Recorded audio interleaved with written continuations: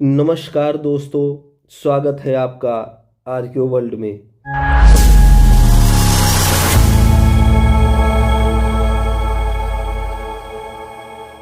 दोस्तों, हम लोग यूजीसी नेट जेआरएफ की इस ऐतिहासिक श्रृंखला में आज बात करेंगे शुंग वंश के इतिहास को जानने के लिए कौन कौन से स्रोत हैं।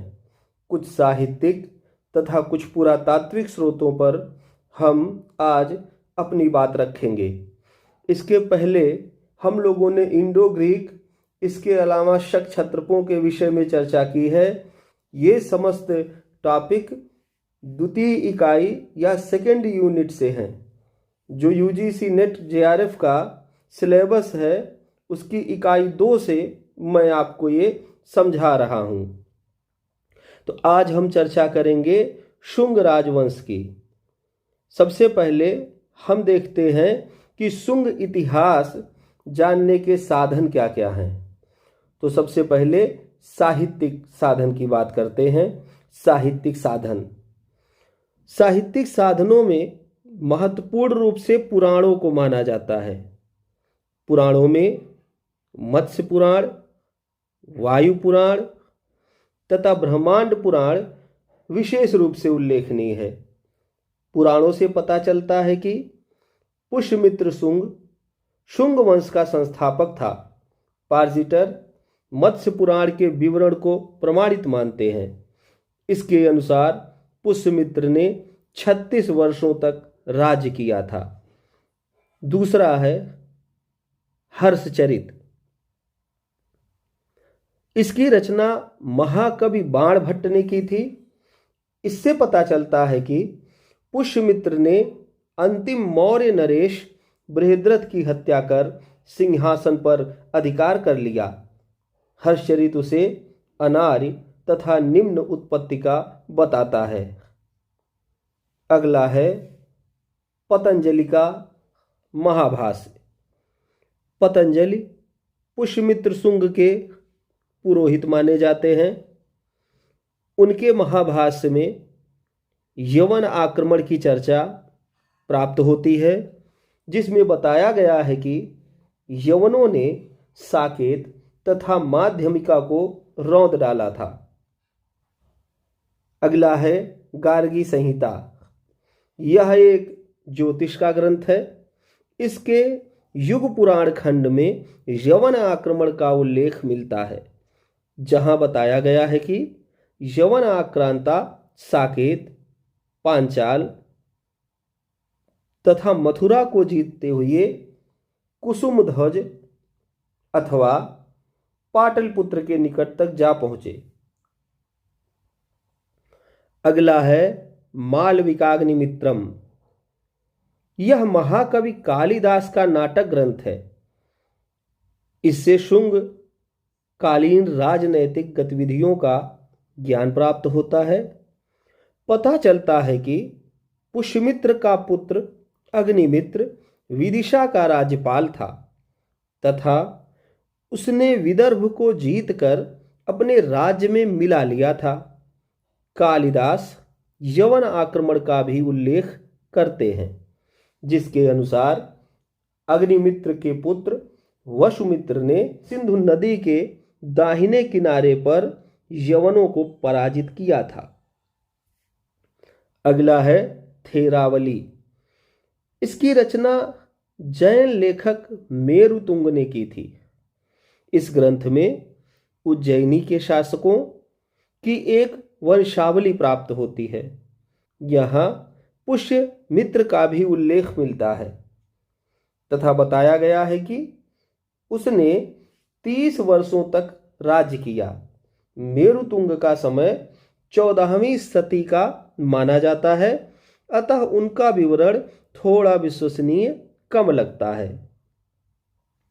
अगला है हरिवंश। इस ग्रंथ में पुष्यमित्र की ओर परोक्ष रूप से संकेत किया गया है।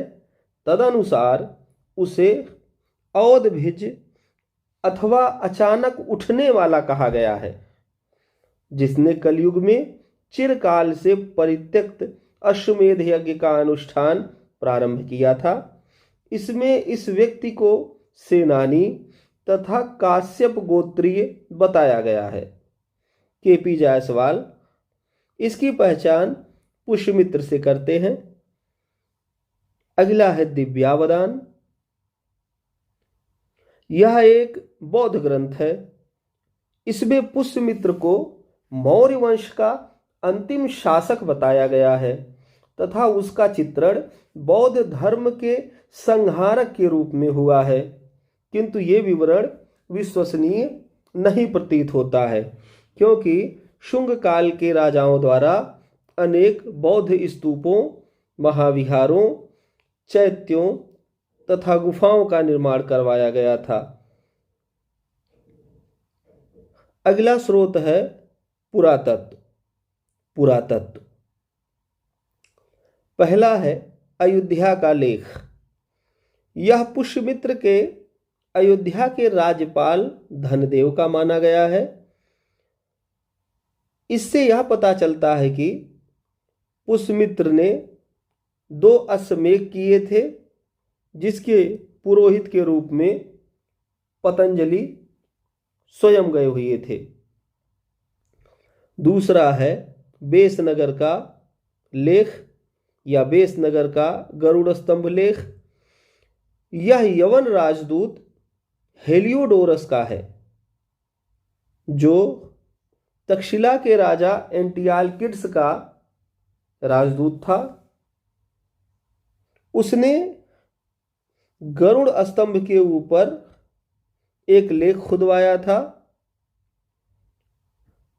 इससे मध्य भारत के भागवत धर्म की लोकप्रियता सूचित होती है। अगला है भरहुत का लेख। यह भरहुत स्तूप की एक वेष्टनी पर खुदा हुआ मिलता है। इसमें पता चलता है कि यह स्तूप शुंगकालीन रचना है। उपर्युक्त लेखों के अतिरिक्त सांची, बेसनगर, बोधगया आदि से प्राप्त स्तूप एवं स्मारक शुंगकालीन कला एवं स्थापत्य की उत्कृष्टता का ज्ञान कराते हैं। शुंग काल की कुछ मुद्राएं कौशांबी, अयोध्या, अहिछत्र तथा मथुरा से प्राप्त होती हैं। इनसे भी तत्कालीन इतिहास पर कुछ प्रकाश पड़ता है। अग्रलिखित पंक्तियों में हम उपर्युक्त स्रोतों के आधार पर शुंगकालीन इतिहास के विषय में जानकारी प्राप्त करेंगे। फिलहाल यहाँ हम लोगों ने शुंग काल के विषय में जानने के साहित्यिक और पुरातात्विक स्रोतों की चर्चा की। इसके अतिरिक्त भी कई स्रोत हैं, साधन हैं, जहाँ से पता चलता है कि शुंगों का इतिहास क्या रहा है। अगले वीडियो में हम लोग इस वंश के सबसे प्रतापी शासक पुष्यमित्र शुंग की चर्चा करेंगे। आप लोग इस वीडियो में अंत तक मेरे साथ बने रहे, इसके लिए आप सभी लोगों का बहुत बहुत धन्यवाद।